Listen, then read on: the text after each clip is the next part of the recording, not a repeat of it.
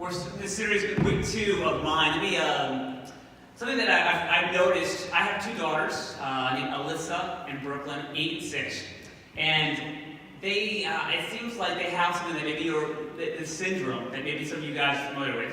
It's called shared room syndrome. I just heard about this a little bit. It's this syndrome about this ailment of sharing a room with a sibling. Now, I grew up with a sibling that I shared a room with. Show that there's me. I had the bottom bunk, yeah, my brother at the top bunk. We fell asleep all the time. We just created all these pictures of us falling asleep in crazy places. So that was me. Red was my color. I shared a room all the way through high school. Next, so I think it's middle school. It's more middle school. My brother he liked my pillow. Okay. So we shared a room. Now, one of the things though, I think like my experience was a little bit different because my person that I shared a room with happened to be my identical twin brother. Holla to the identical twins in the room here. So, and we were very similar, all right? We liked much the same stuff. Besides like sports teams, we had similar interests, and we didn't really fight. You know, I mean, sometimes we'd fight, we'd play Nerf basketball in the room, and then eventually get a little intense, if you know what I mean, guys. But we really didn't fight, so I didn't mind sharing a room at all. But now my girls are starting to they share a room, they have a bunk bed, and they're like, oh, Mom, Dad, can I get another room? I don't want to share a room with her. You know, confidence attitude. I'm like, whoa, what's going on? Maybe some of you guys have. Anyone can relate to this? Some of you guys can relate. All right. Let me see. Either in the past or maybe currently, share to a friend or someone nearby your shared room sob story. So I'll give you 30 seconds. Find someone in the room. If you know, get in a huddle. I'm so sad. No, it wasn't even long. It was only in an apartment. Whenever we first moved, I feel bad for her. We've never shared a room. She's crazy. Heard some stories there. Who here currently suffers, or I actually think one of the things that my wife and I actually think it's a growing. It's a way for you not to always get your way, and that I think that's what builds character, that you share stuff, that understand stuff. So we're holding tight to, even though we have a guest room, we're saying, no, you're sharing it. Then as a parent, sometimes part of me wants us to split them up so it'd be easier, so I don't have a lot of people, allow them kind of nagging on me. Who here presently has that problem that you would say that you wish wasn't the case? Warwick. We won't tell back to his wife. So yeah, I think that's true. Some of you guys, how you explain it might be it's a little intense, like a national emergency that if you don't change out, you might die. Probably a little bit too far, but I understand where you come from. It may be something else in your life that you wish you had of your own. That you wish that was you could call mine. For some of you middle schools, some of you guys wish that you had a phone that you could call mine. All right, or maybe you're in high school as well. So maybe some of you middle schools would wish that you guys had more money that would be mine. Right? And anyone in the room, those two here would say they wish. Yeah, we got some of that. Others, maybe high schoolers, you wish. You can't wait till you have a car that is mine, that you can call mine. Anyone there? Yeah, some of you guys, we're lucky. Yeah, Claire. And then some others, maybe you guys wish you could go with your friends to a trip that's, your own thing. We want ownership of our lives, and that's natural.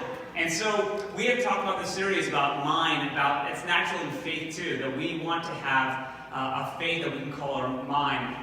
Next slide there, Quinn. So part of growing towards being an adult is moving from a faith that's theirs to a faith that's mine. Tonight we're going to be looking at another thing that helps us have a faith that we can call mine. And it deals with pets. All right, any who are pet lovers here? Okay. Who are dog owners? Anyone have dogs in our house? All right. So we have, some of you guys know, we have a puppy. We've had a puppy for the last several months now. It's a new thing in the household. And his name is Zeke. And Maybe he's escaped a couple times recently from our yard and has been challenged. But anyway, some of you guys understand this, and there's a weird syndrome that I heard about, that after a while of you living with your dog, that you start actually looking like that dog. And I was like, that's not true. That's not true. Well, then I saw some pictures that made me think a little bit maybe different. Next slide there. Yeah, I was like, yeah, okay. I see that. Next slide. Oh, yeah. Next slide. Yeah. Alex, That's a good one. Next. Yeah, that's scary. Okay, Paul's on this one. So, Paul's on here. So, I figured, okay, I see this, but is it really true? So I decided, okay, I'm gonna take my dog, all right? And it can't, I really didn't think so. So I decided, okay, I took a picture, had my wife take a picture of me and my dog. Not my dog, she wouldn't say it's my dog. The dog that lives in my house, okay? Let's be honest. So I took a picture of me and Zeke, and next slide. Yeah. I mean, I'm seeing a resemblance there, and it's uncanny of that. So yeah, I guess it's true. Now it reminds me of this truth that people in our lives, the more we spend time with them, the more that they shape and influence and affect us. All right. This truth is that people have the power. Next slide. To shape us, to affect us, to influence us. And so this is a truth that's not just something that we see here. This has been true for years and years and years. There's an ancient collection of wisdom that has been collected and read over the years, thousands of years. It's in the Bible. It's called Proverbs. And in Proverbs, it's a lot of these wisdom sayings. And one of the things about the Bible, guys, is that I think is important to remember is that the Bible is not true. It's not true because we find it in the Bible. We're like, oh, it must be true because I found it in the Bible. I think it's more is that, no, because it's true, we see it in the Bible. The Bible helps us see what truth's all about. It's a collection about what reality is. The Bible shows us how life is wired. And so when we read it, we get a more sense of what life's all about. And when we live that out and we follow it, life makes more sense. So we see this in Proverbs. There's some cool wisdom here. This verse here says, "Becoming wise by walking with the wise. Hang out with fools and watch your life fall to pieces." Becoming wise by walking with the wise. Hang out with fools and watch your life fall into pieces. This is a truth that I think we can understand. This is true. That some of you guys might know or have seen this happen. Maybe you had a friend who faith was a big deal for them at some point, and then they started hanging out with a certain kind of crowd. And now it doesn't mean they also became bad people, but you can tell that group of people has kind of pushed them away from faith. Maybe made them a little bit a different kind of person. We've all probably maybe experienced that a little bit in our lives, where we were like, oh, like a bunch of people thought this was really funny. I've told this story, and actually I went through my scrapbook this past week, and I saw a story where I was a camp counselor, and sometimes even wise people we think can make a foolish idea. We decided at midnight, at 1 o'clock, to wake up this boy and throw him in the pool. We thought that would be really funny. And he was kind of like a smart aleck, and we thought, oh, yeah, we would kind of show him, and we got duct tape. We duct taped his face. That was my job. And at 1 o'clock, that's no good ideas happened at that time. Were you trying to kill him? And it ended up, we threw him in, and he went back to his room, and about 10 minutes later, he escaped out the window. And this is at the King's Kids Camp. So you guys know the King's Campground? And he started booking it to 15, right? And so we're like, oh wow, we will not wise together. Sometimes individually, yeah, pretty good, but together we can make foolish decisions, right? We've all been in that places where sometimes that can happen. There was one girl who was like, no, that's not a good idea, well, whatever. We should listen to that girl. And we see this in life sometimes that, there's another slide here. Another verse, Paul talks about this in the New Testament. He says, do not be misled. Bad company corrupts good character. Bad company corrupts good character. There's a friend of mine that this is true.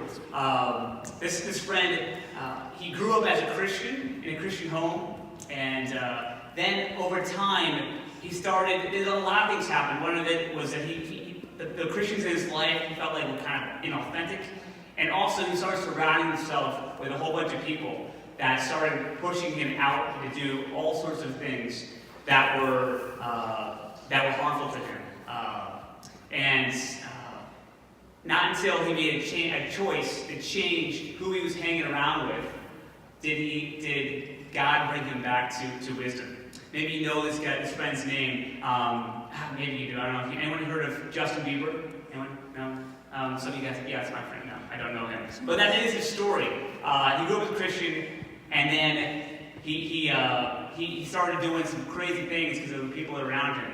And what he did was that he decided, you know what, he wanted to go back to his faith and didn't know how to do that. And so has someone who is interested of like, hey, my life's not making sense. I'm not liking where my life's going. I want to get back to the roots. I want to go back to faith. How do I do that? And he didn't, I just got to read more of the Bible, or I need just to, go to church more. But he decided actually to go move and live with this pastor in this church community in New York City. Some of you guys know Hillsong. There's a Hillsong church in New York City. And he decided to spend time with this pastor in this church. Going to the church, yes, but also being surrounded by them. And that really changed some of his trajectory. Here's a little interview where he talks about this. Well, I was looking at myself in the mirror, and I was growing up. My mom raised me as a Christian. But as I was growing up, there was so many weird Christians that I came across. That was like, I don't think I want to be a Christian. Yeah. And then I got to a point where I was so lost. I'm like, let me try to revisit my faith. But I did it with these people because I know that their view on their faith is so much different than most Christians. So that was filmed back, I think this spring. Now, no doubt, he'll be the first one to say that he's not like, this perfect guy that we can say, well, what about this? What about that? He's still rugged and he's still being worked. But he has a desire to do that, to get back to that. He did that by being surrounded by people who started showing him what faith would look like. Some of us know the song we sing. We sang it the last couple of weeks. It's called Reckless Love. And so I saw this, he recorded this on Instagram this summer, and I thought it would just be interesting. So next clip. Oh, the overwhelming, never-ending, reckless love of God. Oh, it chases me down, fights till I'm found. So, what I get out from some of that, and interesting, 2019, he's releasing a new album that's going to be filled with a lot of his faith journey. So that'll be interesting to know.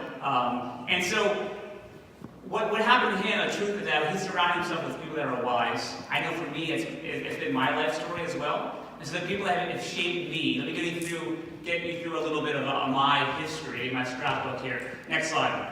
So my parents. That's right. This is a slide. Yeah, as iron sharpens iron, so a person sharpens another. So this idea that iron sharpens together, we can get sharpened together. And these are people who have sharpened me. Next slide there. So these are my parents. We were at a Halloween kind of costume party. So anyone know which one I am? Any guesses? The lion. Boom, nailed it. So my sisters and I, my mom and my dad, some of you guys know them because he was a pastor here, that they really have been someone who's shaped me, showed me what God looks like, loved me. Next slide. But it was not just that. I had some people. I had a small youth group when I was growing up in middle school, and so that was some of the crew that I hung up with in middle school. There's Paul, who's really one of my best friends still, bottom left. And so, yeah, next slide. And then as I got older, these are some guys, I was homeschooled, and these are some of my learnings, my homeschool friends. They're a little bit older in this picture, but that's Matt on the right, that's Joel, Jeremy, and Josh. The three guys on the right, we see each other about every 2 years or so. One's a missionary. They influenced me. We hung out together. We were really close friends of mine. Next slide. Then in high school, before I moved to Dillsburg, I was involved in Young Life. Some of you guys know what Young Life is. Anyone know what Young Life is? Mark used to be a leader at Young Life. So this is Young Life back in New Jersey. Next slide. This is my Young Life leader, Tim the Toolman Toy. It's Tim Toy. He was a huge influence in my life. We played wiffle ball, we played sports, we went early for like coffee and did like devotions. He was someone who showed me that a Christian can look like. That it was fun, could be cool and follow Christ. These are the people that showed me what it means to follow Jesus. They shaped me, they influenced me, they affected my life in a good way. They were people that I would say they were wise, that I was able to hang around with. And my life has been different because of that. And so I think you guys probably all can relate to some of these things. So the question I think for you guys is, who are you guys hanging around? What choices are you making with the people that are influencing you so you can be sharpened, so that you can be influenced and you can be wise in your life? And so let me give you 3 practical things before we leave. So next slide. So 3 steps forward as you guys think about how do you make this idea practical in your life. One is evaluate people in your life, right? It's not like, oh, I gotta get out and get rid of everyone and only have like Christian friends. That's not what I'm saying. I'm saying evaluate. Are the people in your life, are they wise? Are they people that are pointing you in the direction that you want to be? Or they sometimes bring you back or holding you back? Number 2, allow or find others to sharpen you. So that's part of what we do here, like the youth group, even church and things like that, is that our goal is to be a community that helps us go in the directions you want to go to. So I hope that one of the reasons why you're here is that, hey, you want to follow God through life, and you know that this is something that we care about, and that we are going to be helping you invest and equipping you in your life to do that. And you're doing that with others, right? And so our circles, that's part of why we have those groups, to be able to learn, to grow, to shape, to laugh, to do life in some ways. So that's some of the things. Also, some caring adults maybe in your life that you want to, hey, maybe it's somebody in your life that maybe it's a circle leader or myself or someone else, that maybe they have things to offer you that maybe you can use. And the last one is influencers. So some of you people know some people. I know for me, influencers I think about are maybe an author that I read, or a celebrity that I listened to a lot of Christian music back in the day. So some of those musicians I looked up to. I looked up at some of the sports athletes. Some of you guys know Barry Sanders and David Robinson, Deion Sanders, yeah. Darrell Green. Some of you guys have no clue who those are. Those are my sports heroes as a kid. They all happen to be Christians, right? And I looked up to them. Some of you guys know, Carson Wentz, Eagles fans. He's a follower of Jesus. He's modeling what it might look like. And now, you don't know him personally, but you can say, hey, I want to be someone who can be a little bit like that. And the last one is find someone to sharpen. So if we were to sharpen each other, it's not just us getting sharpened, but us maybe sharpening other people. So how can you go and help someone else follow Jesus better? How can you sharpen someone in your life? Last slide. So if you want a faith of your own, you can't build it alone. So we need each other to have a faith that's our own. And so that's the big idea that I want you guys to know. And then hopefully that's why we do what we do. That's why these leaders are here, to help you in that way. Let me pray for us.